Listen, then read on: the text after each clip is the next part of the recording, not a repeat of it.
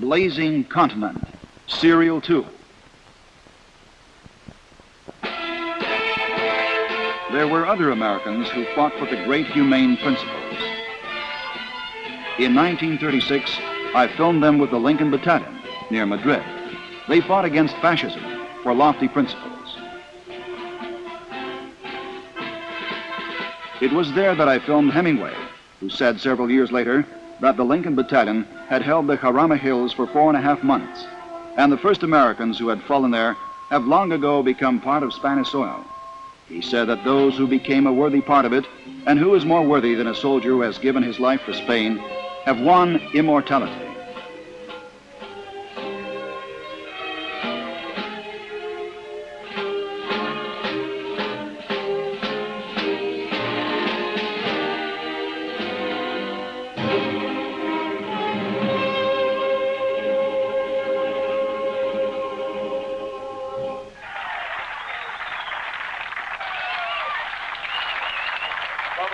New York, I symbolically return all Vietnam. And this is present-day Washington. Given me by the power structure that has genocidal policies against non-white people. Young Americans are throwing the medals and decorations they received in Vietnam on the steps of Capitol Hill.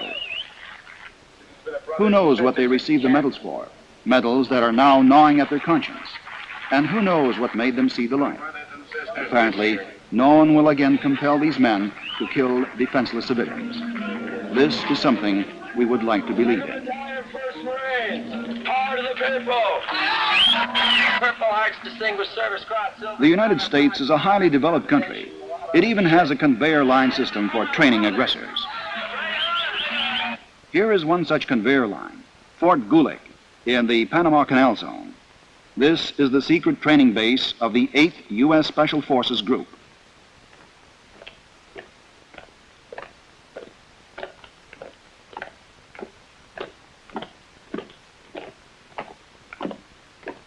This is the famous School of Americas. Here, on a mass scale, they trained units for guerrilla warfare in Vietnam, and mainly for Latin America.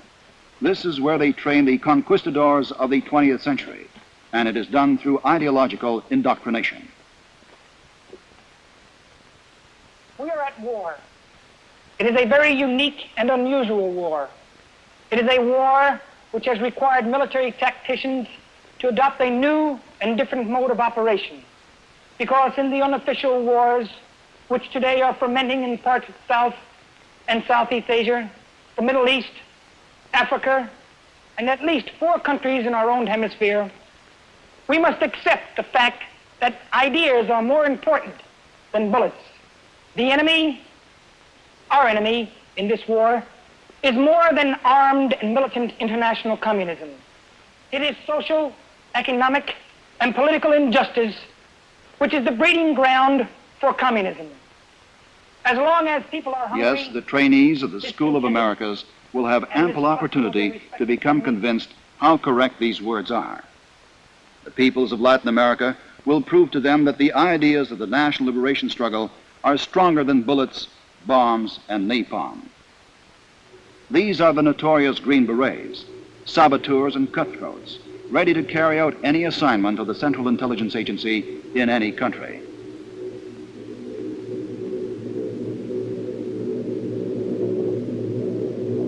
The chief task is to get it into the heads of these men that they are carrying out the great mission of struggling against international communism. He has been thoroughly brainwashed. He is a real example of a fighter against communism. And if you don't fight it there, where are you going to fight it? Here in our own country? We don't want that.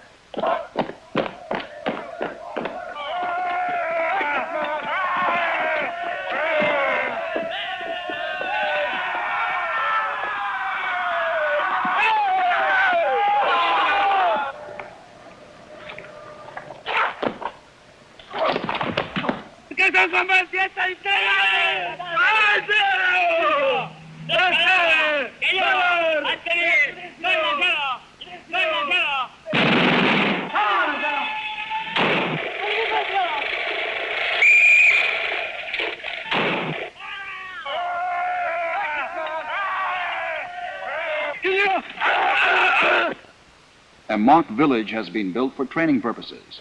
This is where guerrillas are hiding. The major knows his job. This simulated skirmish is almost like the real thing. Camouflaged guerrillas heaving grenades. They must be interrogated and then, of course, shot.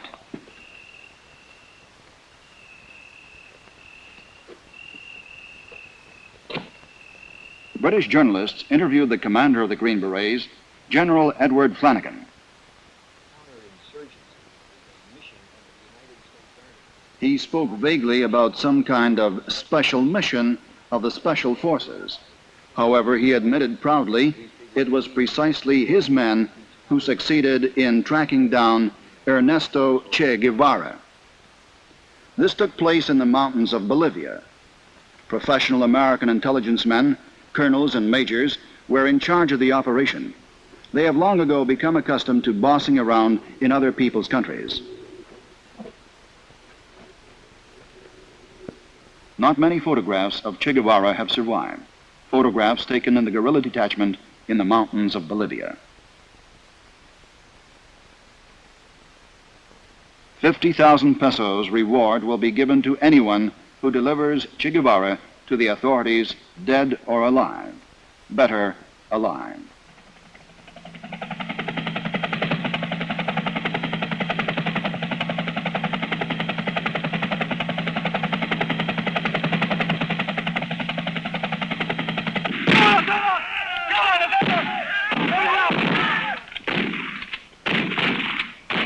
U.S. Army Major Ralph Shelton was commander of the pursuit unit. They captured Che Guevara when he was already wounded in battle. And they killed him.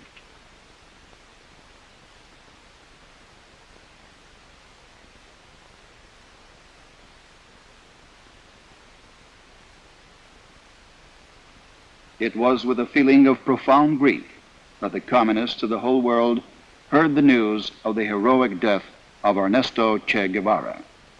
A courageous revolutionary, a romanticist, a man of great purity of the soul. His whole life was a selfless struggle for the best ideals of humanity. La tierra gira y gira, no dejará de girar, y los tiempos van cambiando, nadie lo puede evitar. Che Guevara fought for the revolution in Latin American countries. He sincerely believed in his methods of struggle. But even where the oppressed peoples triumphed using other methods, the name of Che Guevara, a communist and noble fighter for the revolution, is revered and loved by the people.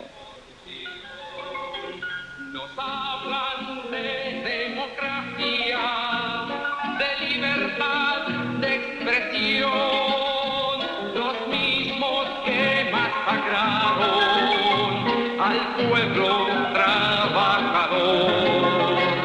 No se aflijan porque ahora la libertad empezó, la justicia para todos, sin clase ni condición. Mira que ya viene la revolución, para que se asustan será pa' mejor. Es el pueblo entero el que ya está gritando, ¡viva la revolución! Es el pueblo entero el que ya está gritando, ¡viva la revolución! These workers have named their settlement in honor of Che Guevara. This is Santiago, the capital of Chile. First of all, the People's Unity Government showed concern for the children. These old buses have been used for improvised schools. Here, besides knowledge, the children receive the famous Chilean half-liter of milk. That was one of the first decrees of the new government.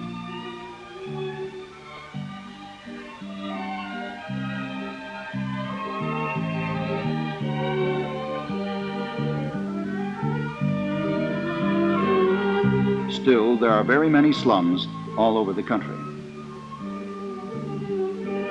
When we were shooting these sequences here, we were told that soon these people would move into new homes. This wardrobe will then stand in a modern new apartment with bath and gas.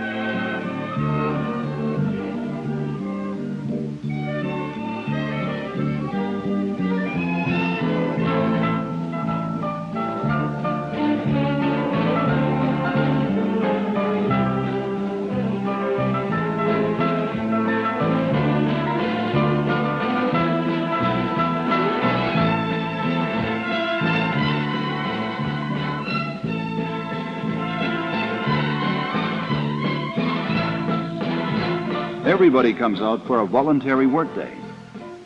Even the president himself is here.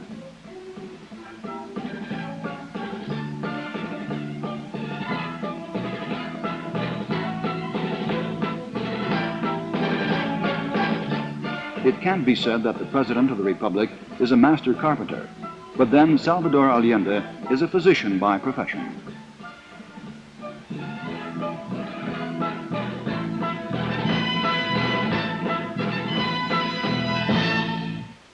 We asked him to say a few words for our film.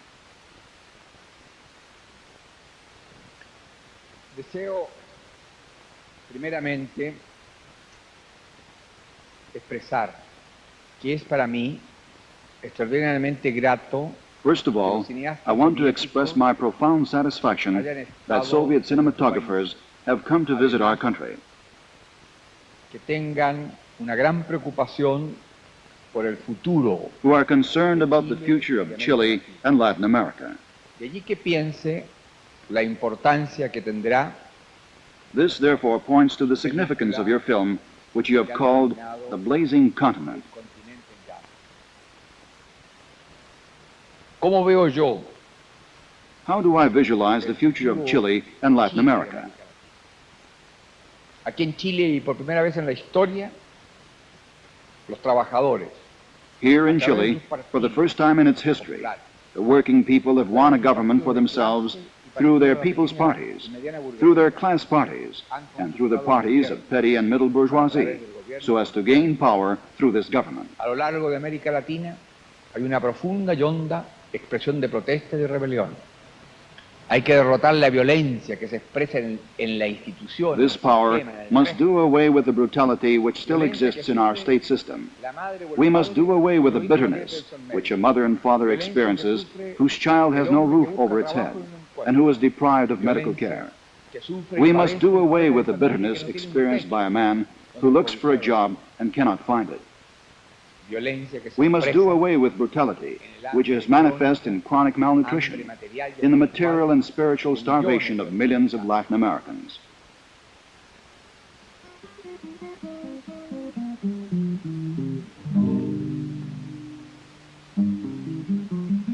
When I looked into the sad eyes of these people, I recalled Salvador Allende's words about the brutality that still existed on the continent.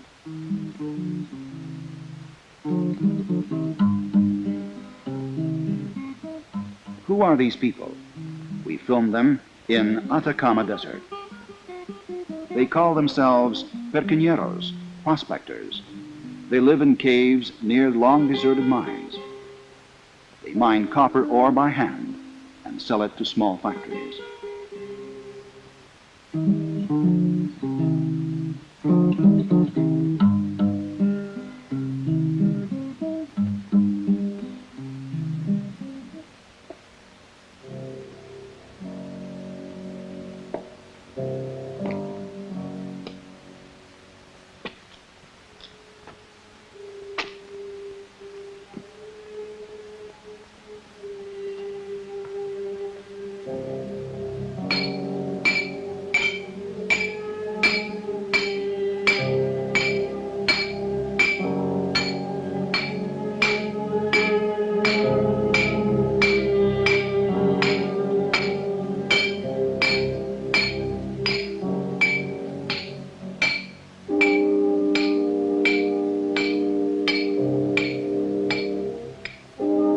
Usually, they work in pairs. If one man is buried under, the other can dig him out.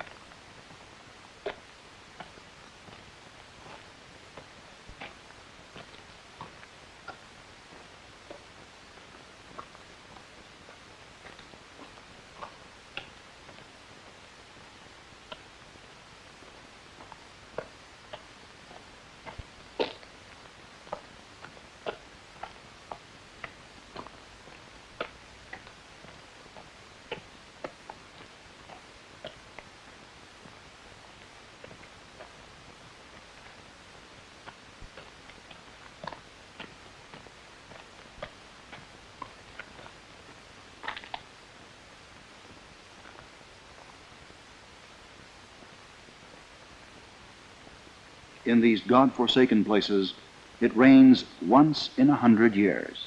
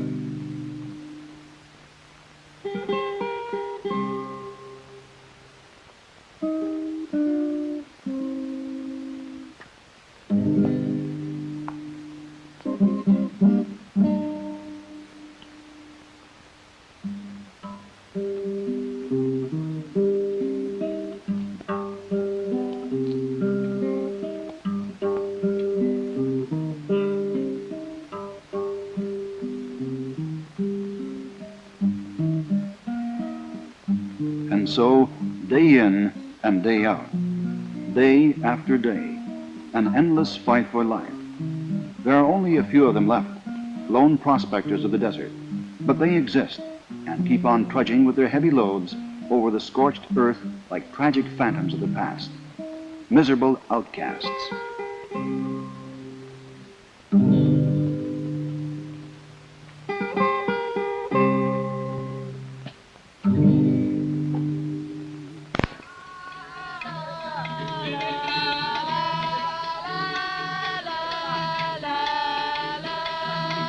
These people, too, are outcasts, outcasts of another sort. These hippies held a rally in Venezuela, trying to escape the bourgeois world.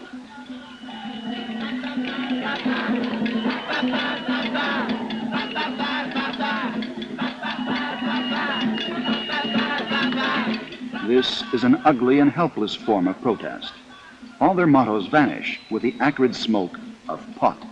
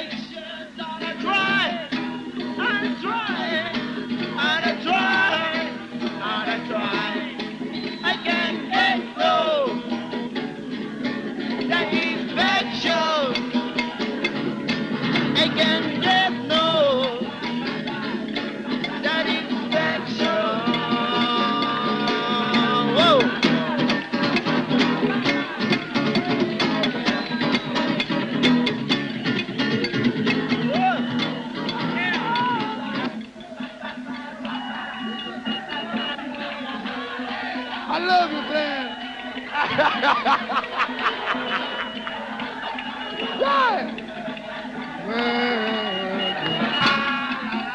There are quite a few of them in Latin America.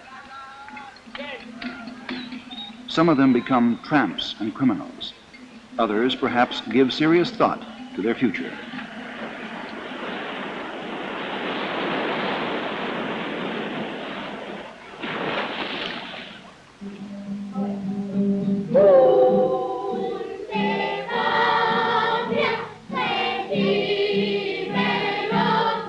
Tierra del Fuego, the southernmost tip of Chile, and the southernmost school in the world. Every morning, the children sing the Chilean national anthem.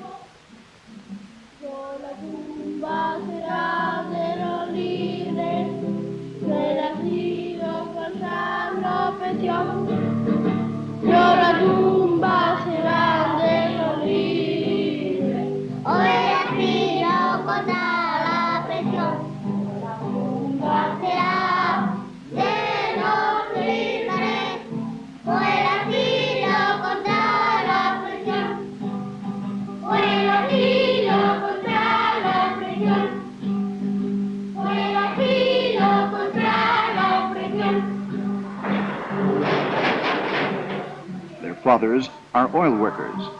This oil has always belonged to Chile. They are proud that the U.S. monopolies never did succeed in grabbing Chile's oil. Now they will never get their hands on it.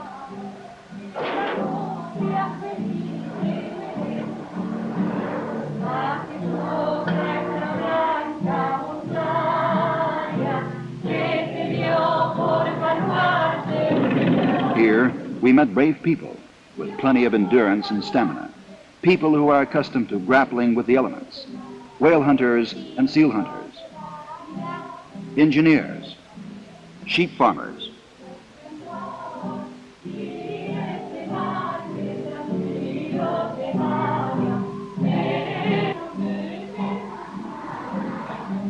and the monuments here are different too, not conquerors or commanders. They are monuments to the courageous people who brave the cold winds of the plains, shepherds.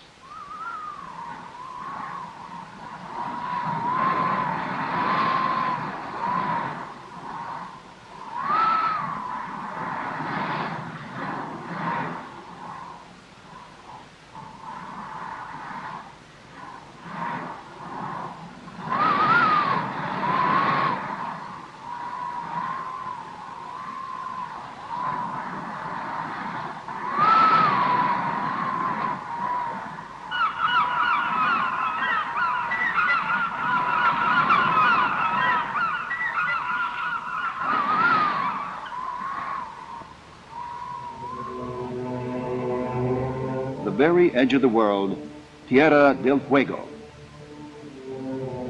But why is it called the Fiery Land? Legend has it that when Magellan's ships were passing through the strait, his seamen saw the flickering of mysterious fires on the barren shores. This struck fear and superstition in their hearts. But the fires are burning even today. There are huge deposits of natural gas deep below.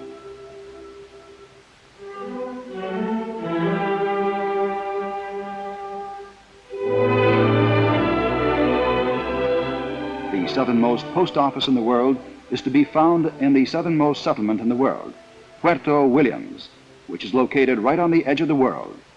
Further south lies the Antarctic. Just imagine how much a stamp collector would cherish a stamp canceled on the edge of the earth.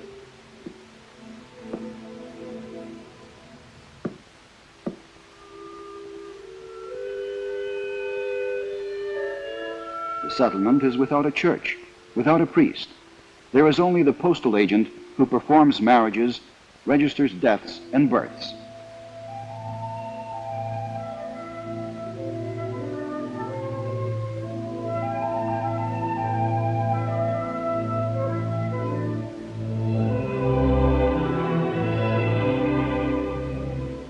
We were lucky to film the baptism of the world's southernmost born child, a citizen of Chile.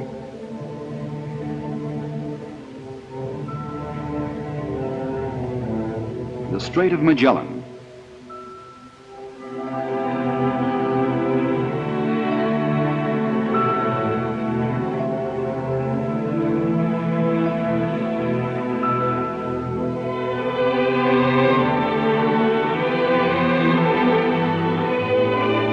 These glaciers are tens of thousands of years old.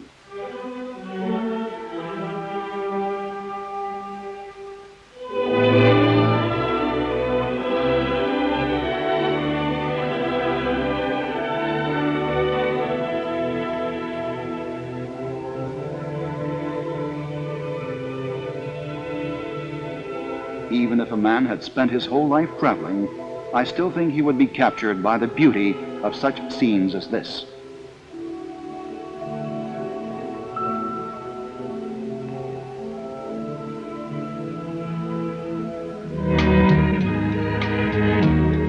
After the cold silence of Tierra del Fuego, we were dazzled by the bright lights of Caracas at night, the capital of Venezuela. El que llora cada hora al recordar cuando juntos nos miramos sin hablar por las calles de aquel viejo bulevar.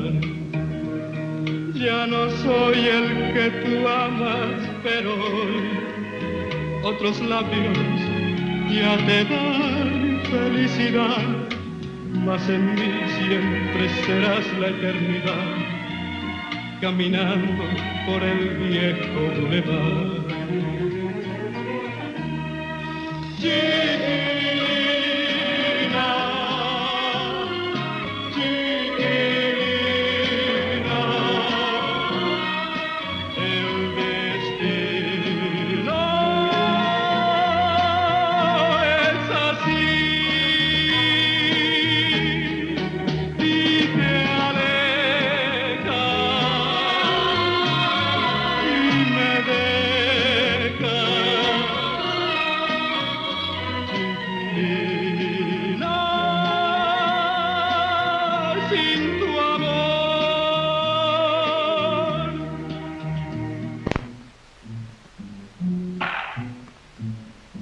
The capitals of Latin American countries in this century grew swiftly on the investments of big business. The local bourgeoisie referred to Caracas as Latin America's Los Angeles.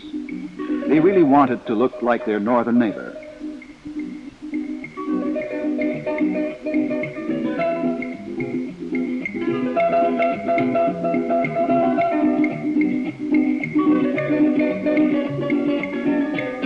But when you find yourself in the midst of street crowds and traffic, you will most certainly not make a mistake. This is Latin America. Noisy, smiles everywhere, jostling crowds, and always joyous.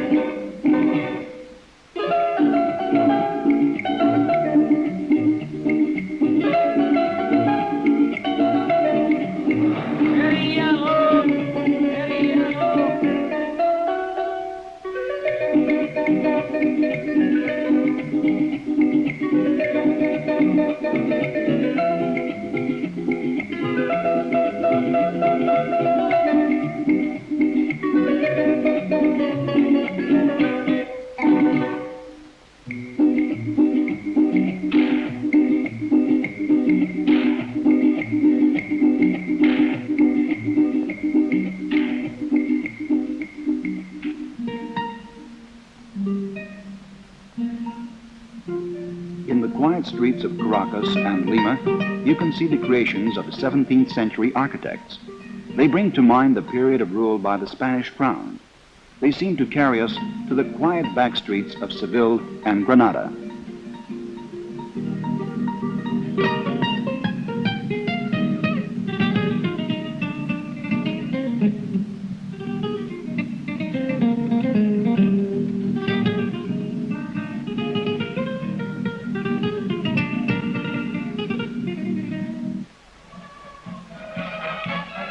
Corrida, bullfights. This magnificent spectacle, with its medieval rituals, has also been preserved.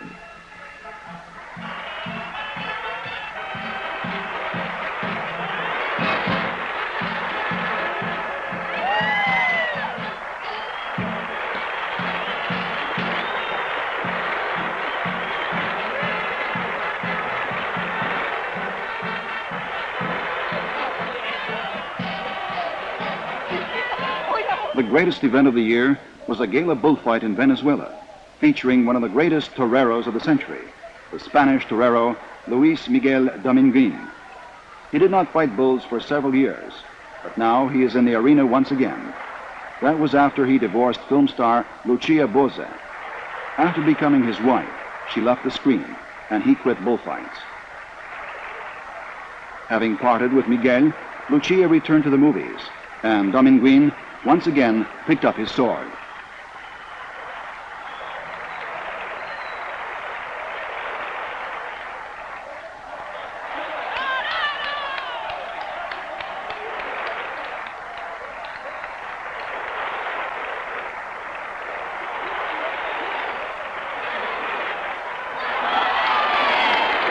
This is a dangerous bull, swift, nervous, and wide-set horns. A worthy opponent for Miguel.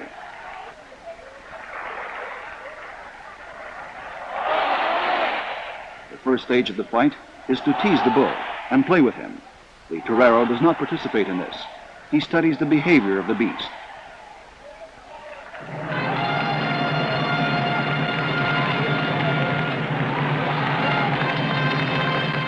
The bull charges the picador.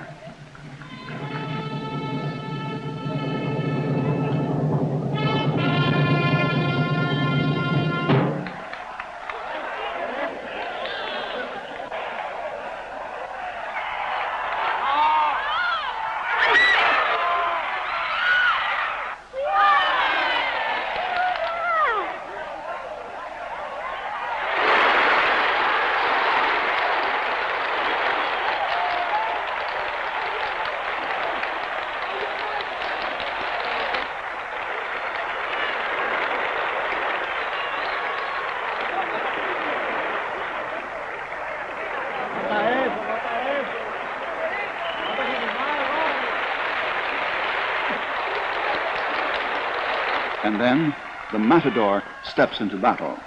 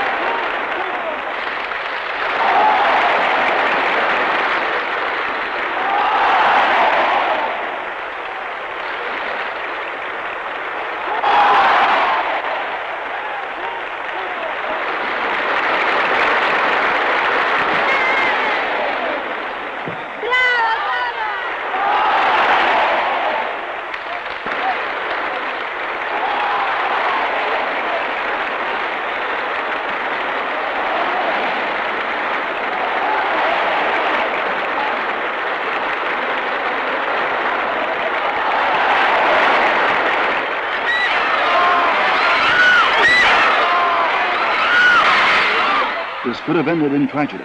But no wonder they have made legends about Diamond Green's bravery. The fight continues.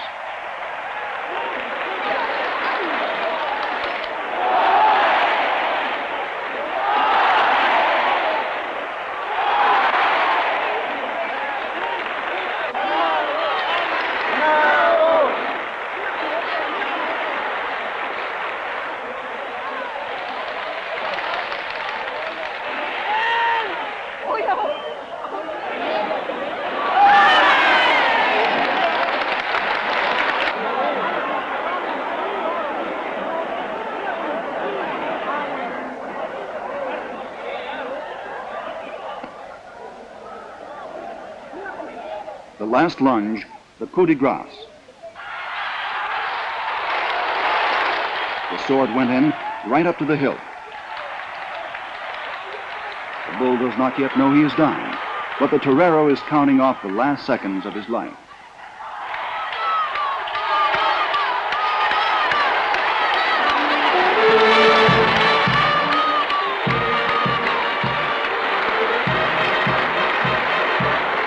During those moments, another unforgettable corrida passed before my eyes.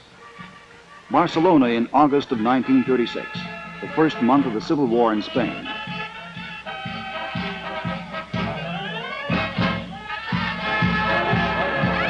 They raised their clenched fists over their heads as a sign of anti-fascism. As if making a circle of honor, the soldiers of the People's Militia marched to the front lines. Several days later, I filmed them in the trenches of Zaragoza, where pitched battles were being fought those days. Those who did not understand Spain considered those corridas of the war days sheer madness. However, that was the heart and soul of Spain, the triumph of courage, gracefulness, and beauty.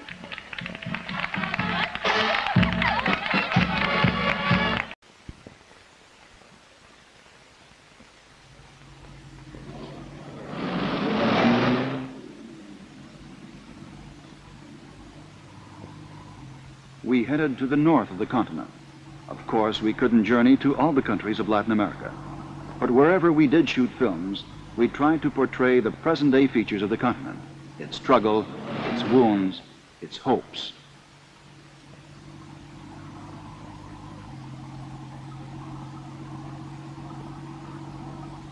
I thought about the future of the revolution.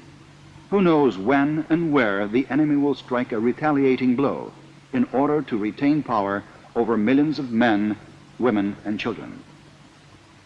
Every day there was more alarming news. The reactionaries were acting up. And although the times of gunboat diplomacy have gone, the Green Berets are training and getting ready. Naturally, the imperialists will make more than one attempt to stay the wheel of history. And perhaps we felt this most of all at the end of our tour in Panama.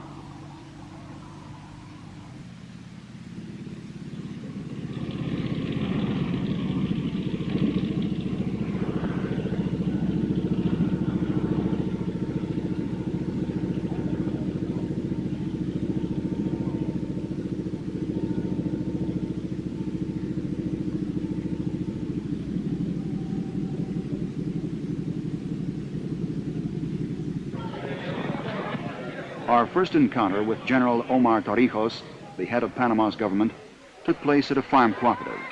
The farmers had invited him to their holiday, marking the anniversary of their cooperative.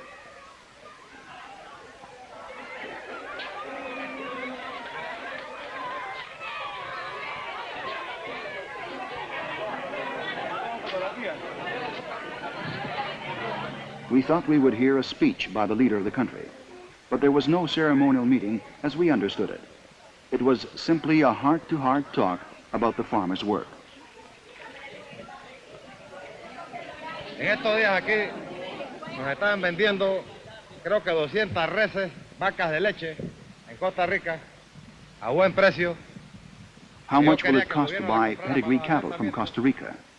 It wouldn't be bad to start up a coffee plantation. A road has to be built. ¿Por qué no hacemos esas gestiones para que se prestan esas reses aquí? A fin de que ya vayan familiarizándose con eso y en el verano comenzamos a sacar la leche. ¿Dónde están esos candidatos que tengan la capacidad para manejar un ganado de leche de alta producción? Que nosotros estamos deseosos de buscar ese financiamiento, porque ahí tenemos para colocar. Y esta... Los que quieren préstamo de leche, ganado de leche.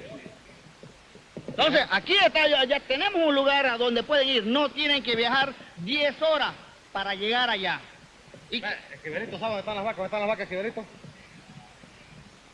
La maldita falta de comunicación que nos hizo parar, ¿se acuerda? Que venía de que acusarlo y quedé acusado, porque no había comunicación. Eso es lo que está faltando, comunicación con ellos, que ellos sepan. General Omar Torrijos is 43 years old. His biography is not a simple one. He went through a training course of guerrilla warfare at the U.S. Fort Gulick. Remember, the Green Beret School in the Panama Canal Zone. They wanted to make a hangman out of him, but the young officer chose another road. He joined his people to work for the country's independence. De los disparos aquellos, ni males pa' flojo. Hasta que algún día no se algún día. ¿Algún día se dio una cesta?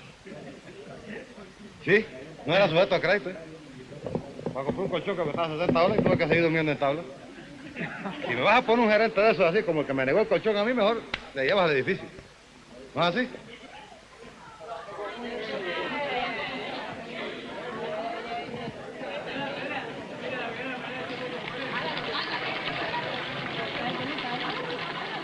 The commissioning of a water supply system is also a big holiday.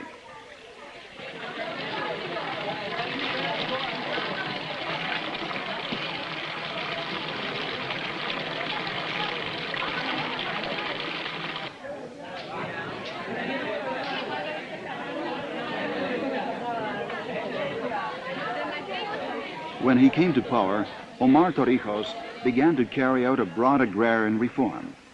He speaks out boldly against the colonialists. Panama's key problem, and its main wound, is the Panama Canal, a waterway connecting two oceans, the Atlantic and the Pacific, passes through the land of Panama. And the canal belongs to the United States, according to a treaty that was signed in 1903. And each article in this treaty emphasizes that the Republic of Panama gives the United States of America a 10-mile zone along the canal route forever. It gives the United States all rights, authority, and all the power in the canal zone forever.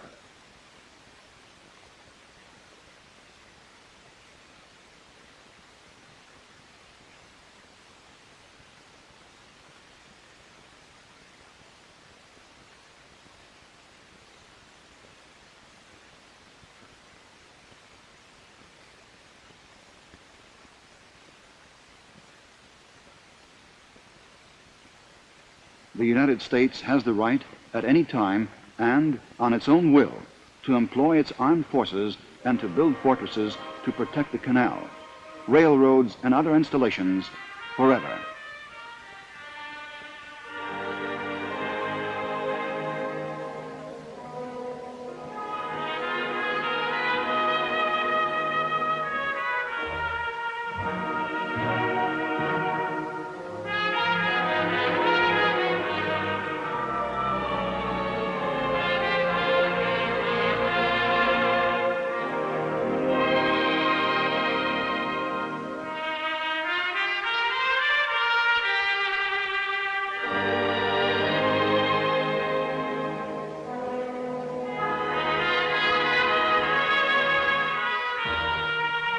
"70 years have gone by since Panama was forced to sign that treaty. The world has been shaken by wars. Revolutions have taken place. Mankind has entered outer space, but the treaty has not changed.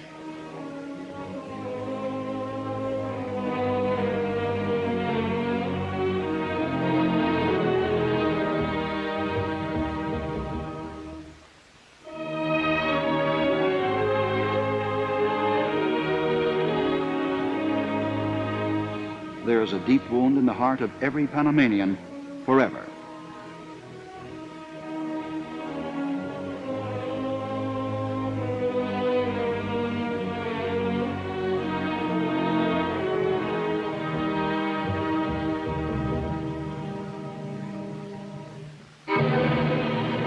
And this wire fence, which separates the Republic of Panama from the American occupation zone, is it also forever?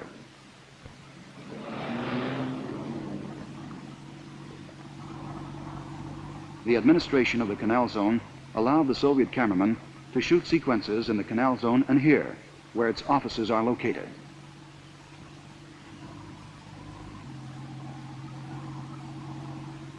This is a state within a state. It has its own court, its own postal service, its own currency, its own police force.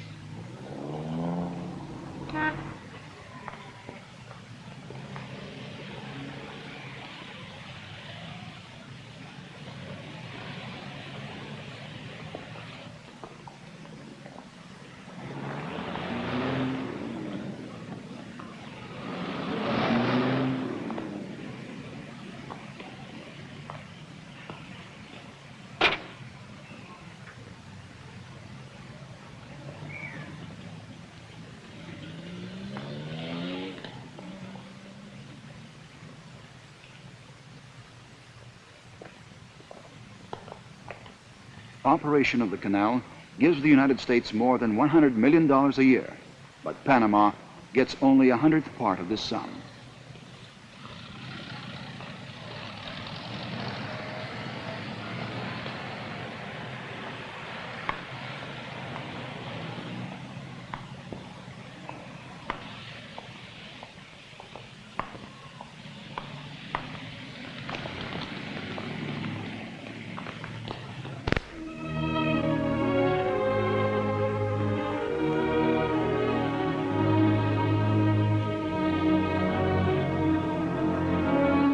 These two territories, separated by a wire fence, are neighbors.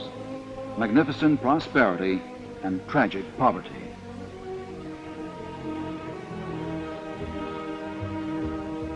Ironically, this region of the Panamanian poor is called Hollywood.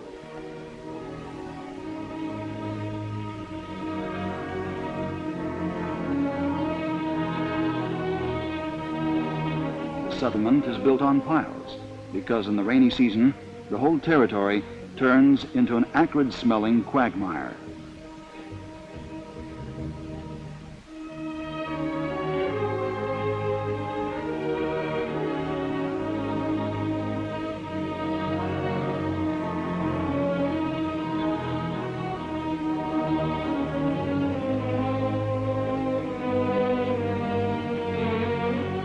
The water supply system that gives the city of Panama water begins in the Canal Zone. Just one turn of the water valve behind that fence and the capital city is left without water. What great power the bosses of the canal wield. They decide the fate of every Panamanian from the day he is born till old age.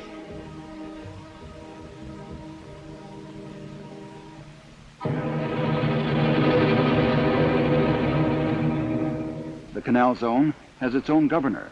He is appointed personally by the President of the United States of America. Two flags fly in front of the Panama Canal Administrative Building. The Panama flag appeared not so long ago, and then only after blood was spilled. This is Kennedy Avenue that runs along the border of Panama and the Canal Zone. But the people of Panama have renamed it. You can see it written on the wall, Avenue de los Marteros, Martyrs Avenue. It happened on January the 9th, 1964. Students of Panama marched to the Canal Zone here. At the border with the American zone, one of the students put up the national flag of Panama on the lamppost. This one. These are the bullet marks. These sequences are now historical newsreel.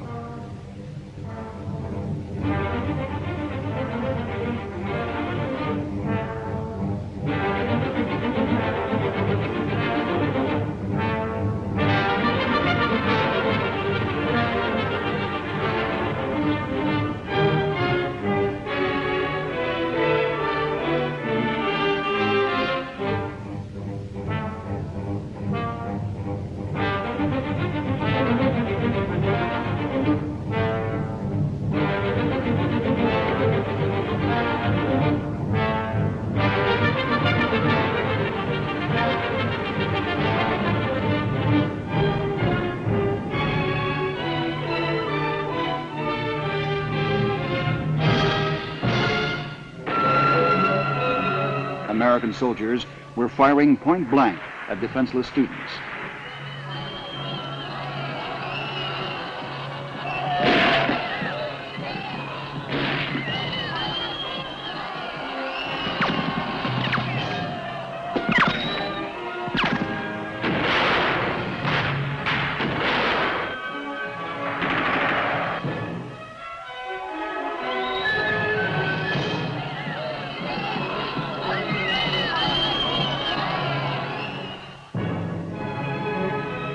Result, hundreds of wounded and 22 killed.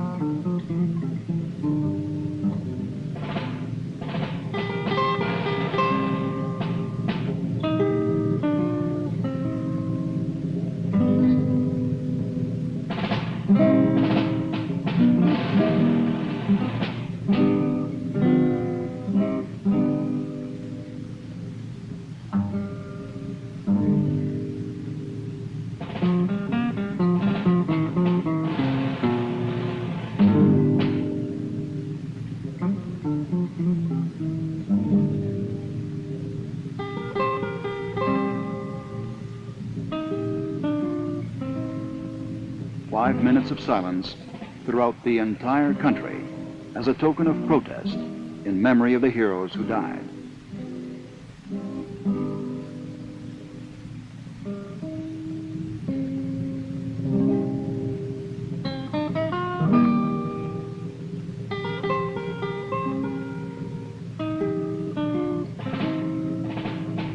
A mother receives the flag that covered her son's coffin.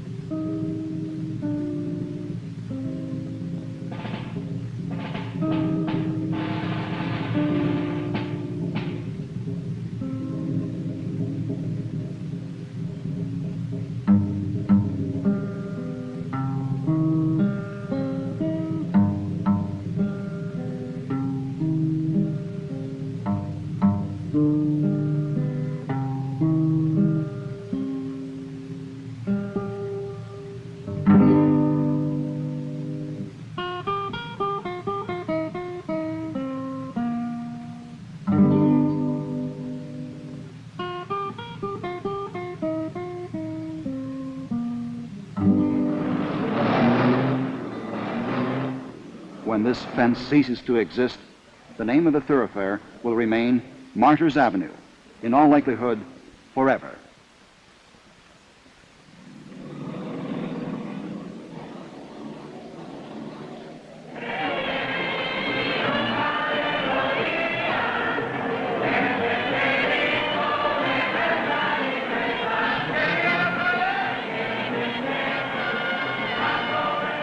Sovereignty in Spanish is Soberanía, which is the name of the song that rings out across the square of the Republic's capital. 200,000 people from all parts of the country have converged on the capital for Independence Day celebrations. The population of Panama numbers 1.5 million. Actually, this means that a third of the country's adult population has gathered only a few steps away from the American zone. On that day, the American troops in the zone were at top battle readiness.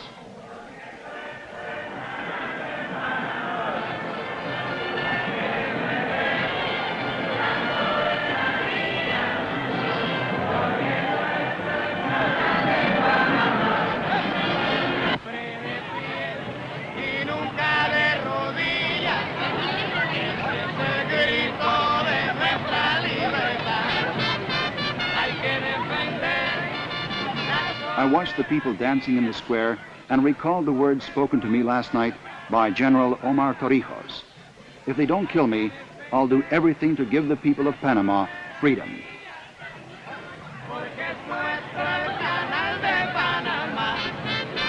Hay que defender la soberanía, porque es nuestro el canal de Panamá.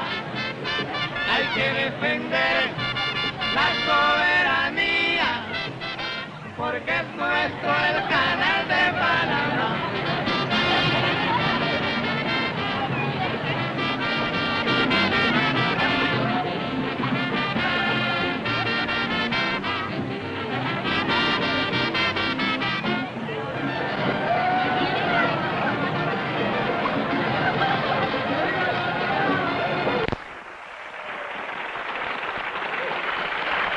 The watchword here is, we shall never be forced to our knees.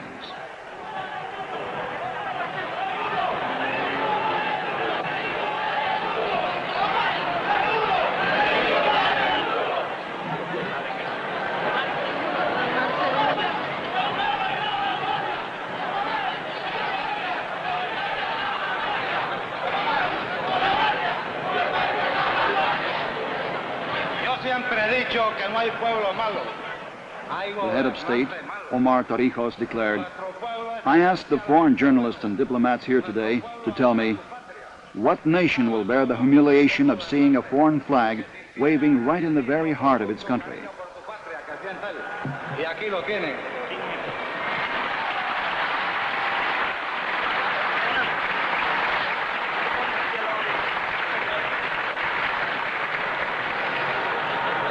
Que digan nuestros embajadores, que los embajadores de las repúblicas amigas que aquí están presentes. What nation of America, what nation in the whole world will put up with a foreign governor on their territory? The day will come, and I will tell the people of Panama, the time has come when one generation of Panamanians must go into battle so that other generations will be able to live in a free land. Gracias, pueblo panameño. Gracias, hombres y mujeres de nuestra patria. Gracias, campesinos. Gracias, estudiantes.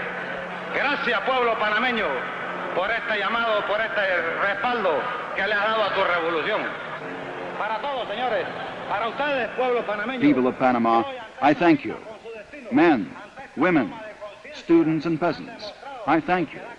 Thank you for your confidence in me. Muchas gracias.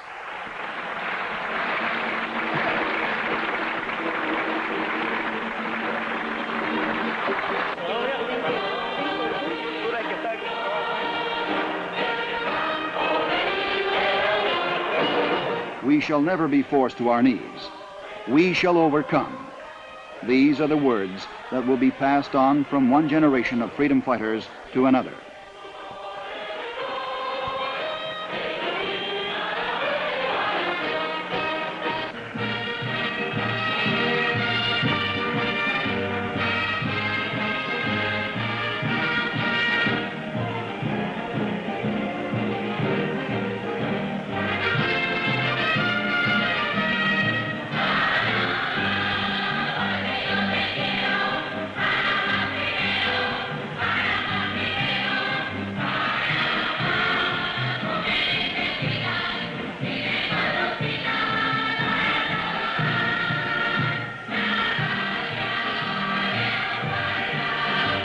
There are 300 million people working and struggling on this continent. Perhaps the most trying battles are still ahead. The people of Latin America believe that kindness and the truth will triumph, that love for man and justice will triumph. They believe that the revolution will triumph.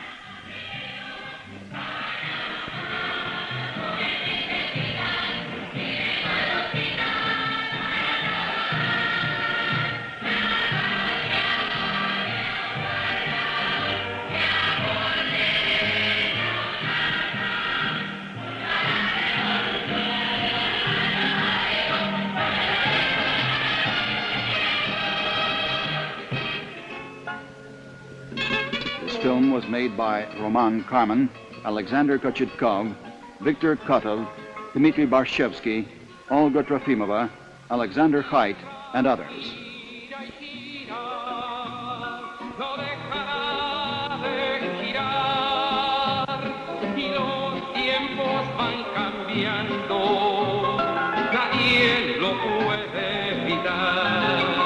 Mira que ya viene la revolución, para que se asustan verá va mejor. Es el pueblo entero el que ya está gritando, ¡viva la revolución! Nos hablan de democracia, de libertad de expresión, los mismos que masacraron al pueblo trabajador. No se aflijan porque ahora la libertad empezó, la justicia para todos, sin clase ni condición. Mira que ya viene la revolución, para que se asustan será pa' mejor. Es el pueblo entero el que ya está gritando, ¡viva la revolución!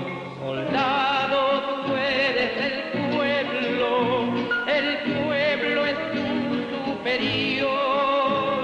Por eso juntos haremos triunfar la revolución. Mira que ya viene la revolución, para que se asustan será pa' mejor. Es el pueblo entero el que ya está gritando, ¡viva la revolución! Es el pueblo entero el